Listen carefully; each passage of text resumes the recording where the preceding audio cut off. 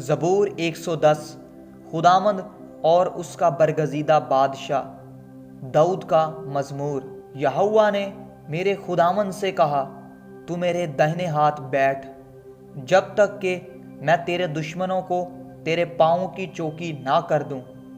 खुदावंद तेरे जोर का असा सयून से भेजेगा। तू अपने दुश्मनों में हुक्मरानी कर।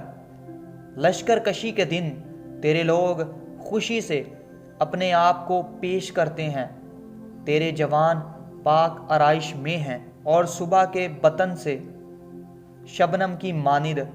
खुदावंद ने कसम खाई है और फिरेगा नहीं कि तू मलके सादक के तौर पर अब तक काहिन है। खुदावंद तेरे दाहिने हाथ पर अपने कहर के दिन बादशाहों को छेद डालेगा। वो कौमों में अदालत करेगा, वो लाशों के ढेर लगा देगा और बहुत से मुल्कों में सरों को कुचलेगा। वो राह में नदी का पानी पिएगा, इसलिए वो सर को बुलंद करेगा।